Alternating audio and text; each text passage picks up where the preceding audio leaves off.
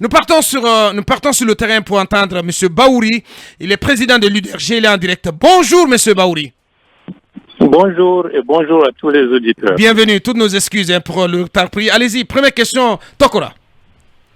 Alors, Monsieur Ba, déjà votre réaction à tout ce qui s'est passé ces derniers jours, les manifs du FNDC et ce qu'on a connu comme conséquence directe, la réponse des autorités, parce que certains des organisateurs sont déjà en prison, et puis vous avez ce début de graburge entre le CNRD ou sinon le gouvernement et les partenaires avec la rencontre d'hier. Bien. Bon, vous savez que en Guinée, on aime à se fouetter parce que depuis pratiquement l'indépendance, c'est toujours la même logique. On n'arrive pas à nous comprendre entre Guinéens. C'est toujours des crises perpétuelles qui ont fait qu'un pays qui était promu être un pays leader s'avère être un pays qui, sur le plan de la pauvreté, sur le plan de l'instabilité institutionnelle, parmi les moins lotis en Afrique de l'Ouest, pour ne pas dire du continent tout entier. Et ça, c'est la responsabilité des Guinéens. Ouais. Il y a deux choses qui manquent la plupart du temps.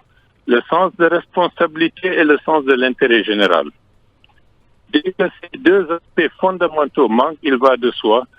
Même si des opportunités se présentent, on a du mal à les exploiter dans l'intérêt collectif. Et c'est ce que nous constatons.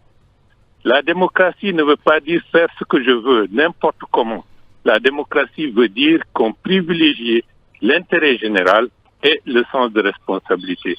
L'intérêt général, est-ce que ce que je fais va dans le sens de l'intérêt de la grande majorité de la population? Ouais, mais en clair, qu'est-ce que vous voulez dire? Qu'est-ce que vous voulez insinuer, M. Baouri, en lien avec le contexte actuel, celui donc en lien avec les manifestations de la semaine dernière et tout leur cortège de morts, de blessés et d'arrestations?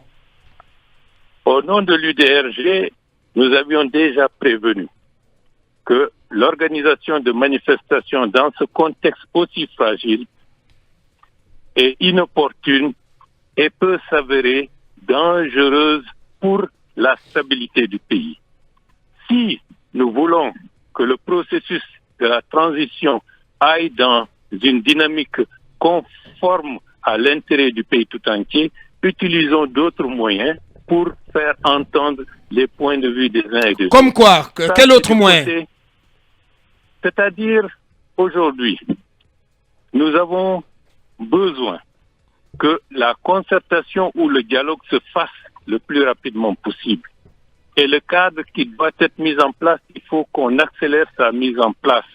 Parce que c'est cela qui permettra, au lieu que les revendications, les idées se font dans la rue, ça va se faire autour de la table. Donc, le doit gérer le plus rapidement possible la mise en place de ce cadre de dialogue inclusif tel qu'il a été décliné à la fin du mois de juin dernier. Oui. Là, vous allez continuer, mais là-dessus, est-ce que vous sentez une volonté réelle de la part du CNRD, du gouvernement, de matérialiser justement ce cadre de dialogue qui a été annoncé, qui a été lancé par Mohamed Beavogui, qui aujourd'hui se trouve du côté de l'Italie. On ne voit pas un autre reprendre la main sur ce processus. Est-ce qu'il y a une volonté qu'on peut sentir chez les gouvernants actuels pour aller à la matérialisation de ce cadre de dialogue? Donc, de toutes les façons, vous savez, lorsque vous dirigez, lorsque vous êtes en première ligne, c'est vous qui devrez prendre l'initiative. Donc, l'initiative revient au gouvernement et au CNRD d'accélérer ce processus. Et il ne faudra pas attendre. Ça, c'est un aspect essentiel. Maintenant, si d'autres ne veulent pas y participer, libre à eux de ne pas y participer.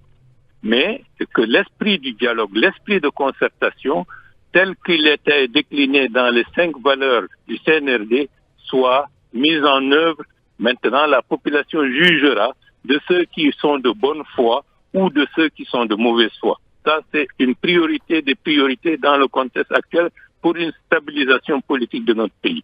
Deuxièmement, les discussions avec la CEDEAO doivent être également en compte parce que nécessairement, nous avons besoin d'une entente avec la CEDEAO parce que sinon, nous ne pourrons pas avoir les possibilités de coopération efficace dans tous les domaines avec la communauté internationale. Ouais. Et à ce niveau-là, la Guinée, pour dérouler la feuille de route de la transition, pour l'organisation des processus de recensement de toute nature, a besoin d'une implication forte de la communauté internationale pour que ça se fasse le plus rapidement possible. Donc, nous avons besoin d'une entente rapide avec la CEDEAO pour éclaircir l'horizon et avancer. Si ceci est fait, il y a d'autres aspects qui entrent en ligne de compte. La situation économique et sociale, elle est extrêmement difficile pour les populations. Ouais. Vous voyez la situation de l'héritage des anciens régimes, parce qu'il faut remonter plus loin, notamment les échecs massifs sur le système scolaire.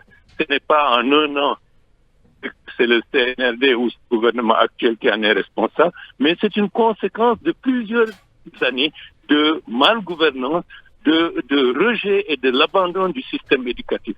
Donc, il faut nécessairement, pendant que vous êtes en train de régler la stabilité institutionnelle, de tracer la feuille de route de la transition et de la mettre en œuvre, il faut que vous vous atteliez à avoir la possibilité de faire face à la demande sociale, aux déconvenus, à tout ce qui est un héritage catastrophique, parce que demain, quoi qu'il en soit, et on dira que c'est le gouvernement. Et le gouvernement, c'est ceux qui sont en situation de responsabilité. Bien. Donc les trois priorités doivent amener chaque responsable à faire preuve, disons, j'allais dire, de responsabilité, parce qu'on dit les responsables, mais il y a des responsables irresponsables.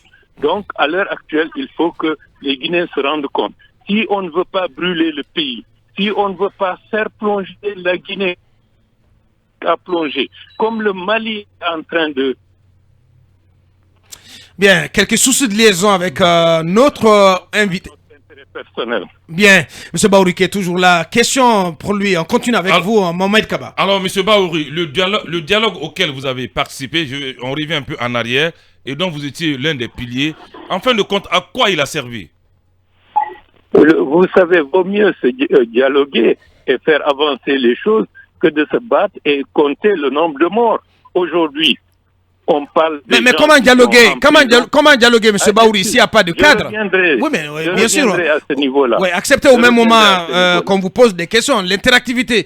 Parce que vous dites, voilà, vous semblez donc encourager beaucoup plus les acteurs à aller vers ce dialogue, alors qu'un cadre, bien entendu, il a été lancé, mais il n'existe pas, il n'est pas opérationnel. À quoi il a servi? Si on vous suit très bien, votre discours est de dire que les acteurs politiques doivent plutôt privilégier donc ce dialogue et ne pas aller dans la rue.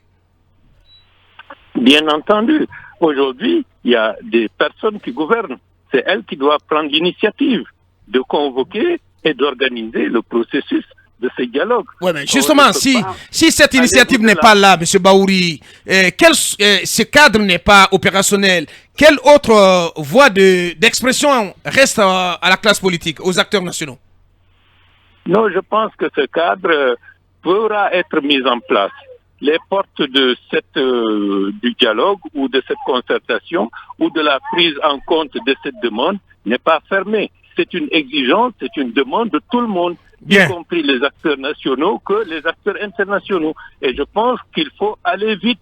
Et vous voyez que malheureusement, très souvent, on est en face avec des situations qu'on n'arrive pas à expliquer.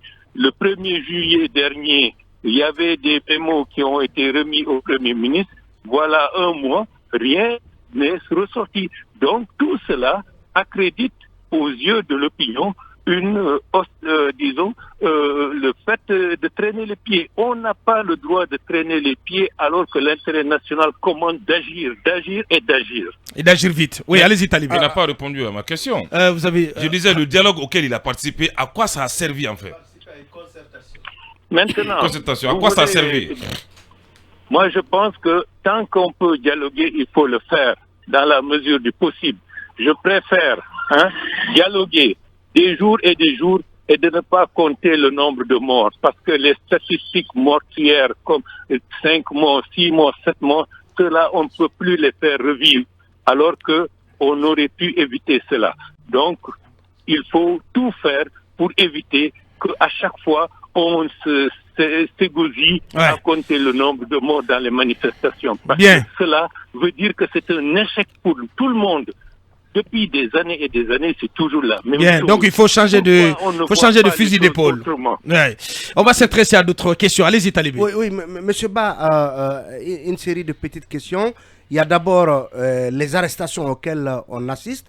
Beaucoup d'acteurs sociopolitiques aujourd'hui pratiquement n'osent pas la parole, ou en tout cas, beaucoup se cachent pour ne pas tomber dans les filets des services de sécurité. 3 responsables, dont 2 du FNDC et un acteur politique, sont déjà en prison. Ça, c'est la première question. La deuxième question, c'est l'annonce ou la menace brandie par le ministre de la Justice d'aller vers la dissolution du FNDC. Est-ce que vous trouvez... Est-ce que c'est la solution, c'est le remède de cheval à la question du FNDC et de ses revendications? Et troisièmement, est-ce que aujourd'hui vous iriez jusqu'à estimer que les événements de la semaine passée ont affaibli la médiation entamée par la CEDEAO? Bon, je dirais que les événements de la semaine dernière ont donné encore plus de poids à l'indispensable nécessité de renforcer la médiation. Et ça, tout le monde, ceux qui sont conscients le savent. Et je pense que cela va se faire.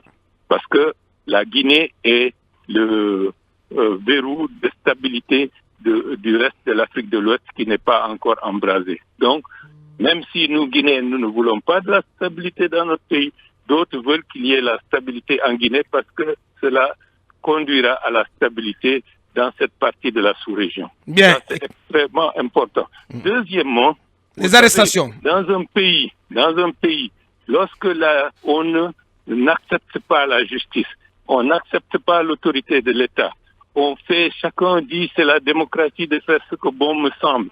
Il va de soi que c'est le désordre et l'anarchie qui va régner. Et dans ce cadre, personne ne sera gagnant. Personne ne sera gagnant. Et par rapport à cela, vous savez que les dispositions du Cour pénal international sont tout à fait très larges. Il ne faudrait pas croire que c'est simplement ceux qui protestent ou ceux qui sont dans le camp en dehors du processus gouvernemental qui peuvent être inquiétés parce que les enquêtes seront minutieuses et exhaustives.